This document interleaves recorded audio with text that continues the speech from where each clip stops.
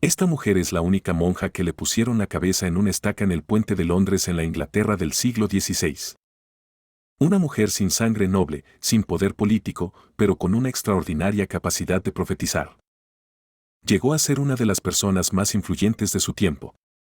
Su nombre era Elizabeth Barton, aunque hoy es más conocida como la monja profetisa. Esta es su historia, un relato de fe, visiones y desafío a la autoridad más poderosa de Inglaterra, el rey. Elizabeth Barton nació alrededor de 1506 en una pequeña aldea en Kent, Inglaterra. Provenía de una familia modesta, pero su vida ordinaria cambió cuando, a los 19 años, comenzó a experimentar episodios de visiones y éxtasis espirituales. Fue durante una grave enfermedad cuando Elizabeth afirmó haber sido tocada por lo divino. Entre sueños febriles, dijo haber visto a santos, ángeles e incluso a la Virgen María, quienes le transmitían mensajes para guiar a Inglaterra por el camino correcto. Lo que comenzó como una simple curación milagrosa atrajo rápidamente la atención de los aldeanos. Su fama creció y Elizabeth fue llevada al priorato de St. Sepulchre en Canterbury, donde fue aceptada como monja. Pronto sus visiones se volvieron más proféticas y públicas, lo que la convirtió en un fenómeno espiritual. Su influencia llegó a ser tan grande que figuras poderosas, incluyendo clérigos y nobles, empezaron a consultarla sobre asuntos religiosos y políticos. Milagrosa atrajo rápidamente la atención de los aldeanos. Su fama creció y Elizabeth fue llevada al priorato de St. Sepulchre en Canterbury, donde fue aceptada como monja. Pronto sus visiones se volvieron más proféticas y públicas, lo que la convirtió en un fenómeno espiritual.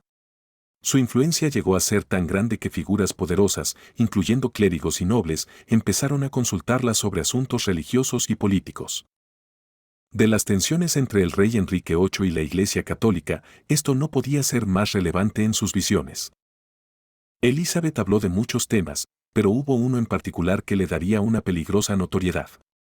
Predijo calamidades y Inglaterra continuaba apartándose del catolicismo. Y en el contexto. El rey Enrique VIII deseaba anular su matrimonio con Catalina de Aragón para casarse con Ana Bolena.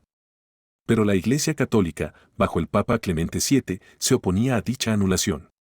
En este clima de incertidumbre, Elizabeth Barton se convirtió en una crítica abierta de los deseos del rey.